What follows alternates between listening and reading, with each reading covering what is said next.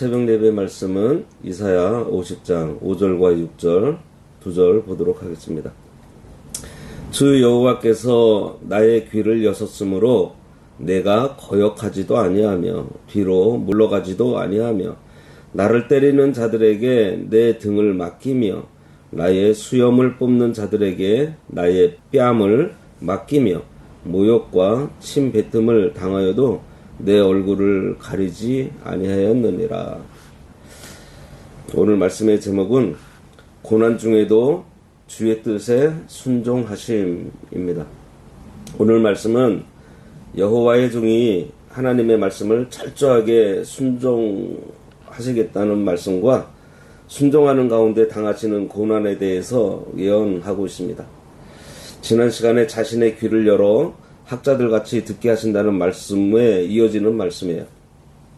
5절에 주 여호와께서 나의 귀를 여섰으므로 내가 거역하지도 아니하며 뒤로 물러가지도 아니하며. 이 말씀은 먼저는 이사야의 말입니다.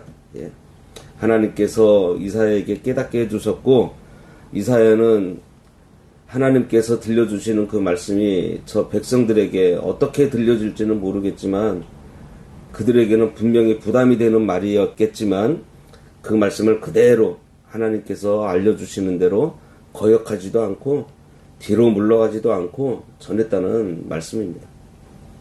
그리고 이 말씀은 그리스도의 구속 사역에 있어서 하나님께 대한 그리스도의 그 순종의 모습을 묘사하고 있는 거예요. 본문은 하나님께서 친히 그리스도께 구원 계획에 대해서 말씀을 해주시고 위임하신 것, 그리고 이에 대한 그리스도의 반응으로 하나님의 구원 계획을 성취하시기 위해서 자신을 희생하시면서까지 하나님의 말씀에 온전히 순종하신 것을 예언하고 있는 것입니다. 4절에서 나의 귀를 깨우쳐 학자들같이 알아듣게 하셨다고 하면서 지금 이어져서 나의 귀를 여섰으므로 내가 거역하지 않았다 이렇게 말하고 있습니다. 하나님께서 귀를 열어서 말씀을 깨닫게 해주실 때 그리스도께서는 거절하지 않으시고 뒤로 물러서지 않으셨습니다.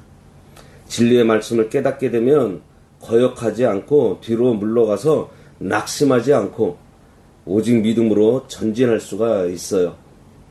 롯의 아내는요, 천사가 전해준 그 하나님의 말씀을 깨닫지 못하니 어떻게 했어요? 뒤돌아봤잖아요. 전진하지 못하고. 그래서 결국 소금 기둥이 되었습니다. 여호와께서 귀를 열어서 듣게 하셨다는 것은요, 단순히 들려주신 것에 그친 것이 아니에요. 확실한 깨달음을 준 것입니다. 그런데 우리 귀는 듣기는 들어도 순종하지 못할 때가 있어요. 아담 이후로 죄악된 본성을 우리들이 가지고 태어난 존재이기 때문입니다. 그러니 우리가 듣고 깨달았으면은 순종하는 자리까지 나아가야 돼요. 그래서 듣는 데서 멈추지 말고 참으로 순종해야 합니다. 여기 거역지도 아니하며 뒤로 물러가지도 아니하며, 이것은 예수님께서 하나님께 일방적이고 강압적으로 복종하신 것이 아니고 온전히 자발적으로 순종하셨다는 것을 말하고 있습니다. 성부와 성자가 하나이시잖아요. 그래서 모든 구원 계획과 사역에 있어서 아무런 갈등이 없다는 것을 보여주고 있습니다. 요한복음 7장 28절과 29절에 보면 너희가 나를 알고 내가 어디서 온 것도 알거니와 내가 스스로 온 것이 아니니라. 나를 보내신 이는 참되시니 너희는 그를 알지 못하나 나는 아노니 이는 내가 그에게서 났고 그가 나를 보내셨다. 이렇게 예수님께서 말씀하셨어요. 여기서 우리는 하나님의 구원 사역에 동참한 성도들에게 가장 첫 번째로 요구되고 있는 것이 하나님의 말씀을 철저하게, 여기 말씀하신 대로 거역하지 않고 뒤로 물러섬이 없이 순종해야 된다는 것을 깨닫게 됩니다. 6절입니다. 나를 때리는 자들에게 내 등을 맡기며 나의 수염을 뽑는 자들에게 나의 뺨을 맡기며 모욕과 침뱉음을 당하여도 내 얼굴을 가리지 아니하였느니라. 이 말씀은 그리스도께서 어떻게 순종하셨는지 구체적으로 묘사하면서 예언하고 있습니다.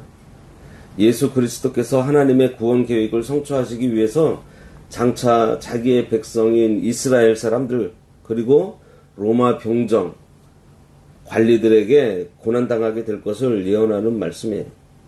참으로 예수님께서 십자가에 못 박히시기 전에 침뱉음도 당하시고 홍포도 입히고 온갖 비웃음을 당하면서도 묵묵히 이겨내셨습니다. 고난을 당하면서도 뒤로 물러서지 않고 다 견디면서 이겨내셨어요. 나를 때리는 자들에게 내 등을 맡긴다 그랬습니다. 이것은 로마 병정들에게 채찍질을 당하게 될 것을 예언하는 말씀이에요. 그리고 나의 수염을 뽑는 자들에게 나의 뺨을 맡긴다 그랬습니다. 예수님께서 수염을 뽑혔다고 하는 내용은요, 복음서에서는 기록되어 있지 않아요.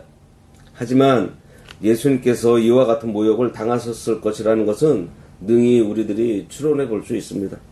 왜냐하면 예수님께서는 유대인의 형벌 중에서 그 모욕적인 형벌은 거의 다 받으셨기 때문에 수염을 뽑는 행위는 모욕적인 것으로 간주되고 있어서 형벌의 일종으로 그 당시 이스라엘 사회에서 널리 퍼져 있는 형벌이었습니다.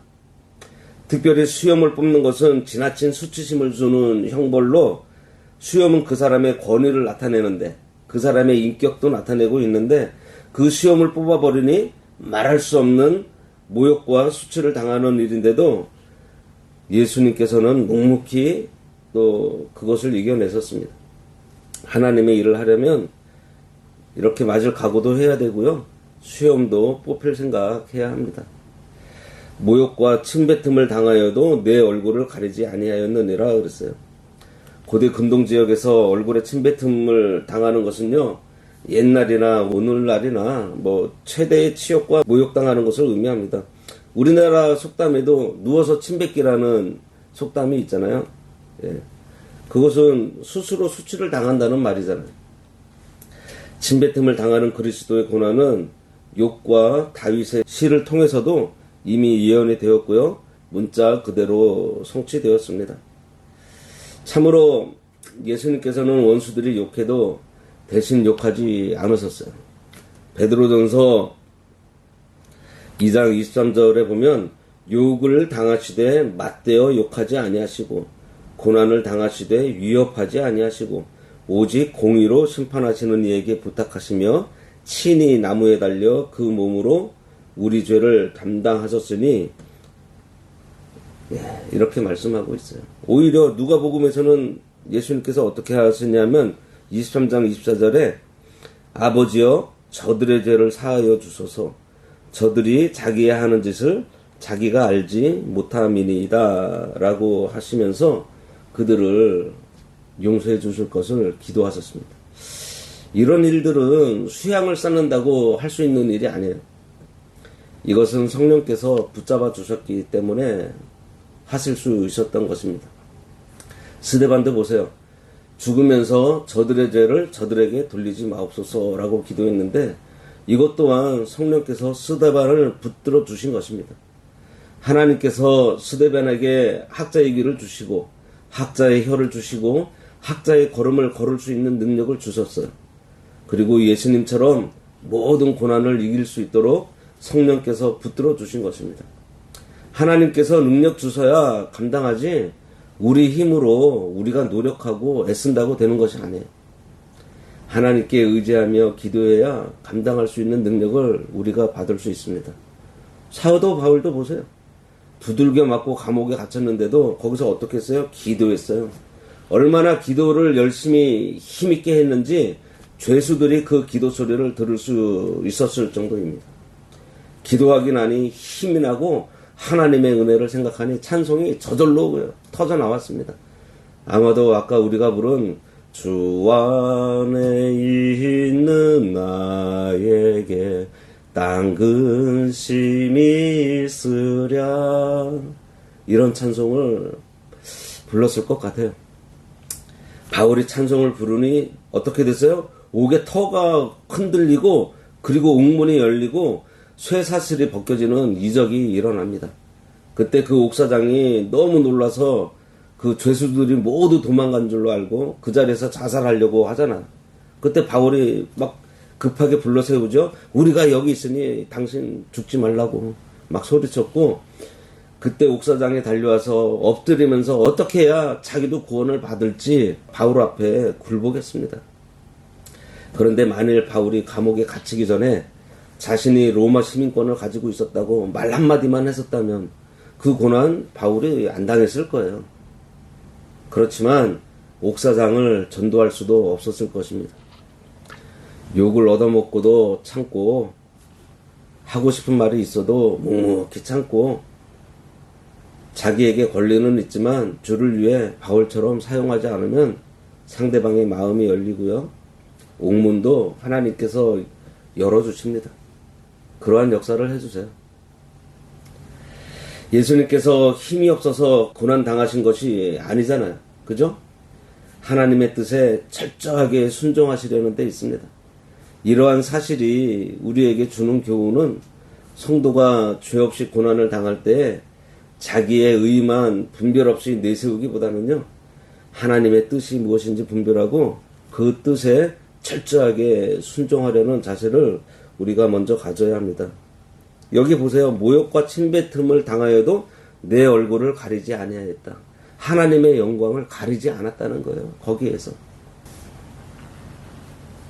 예수님도 하나님과 항상 동행하시면서 귀를 열고 하나님께서 명령하시는 대로 온전히 순종하셨습니다.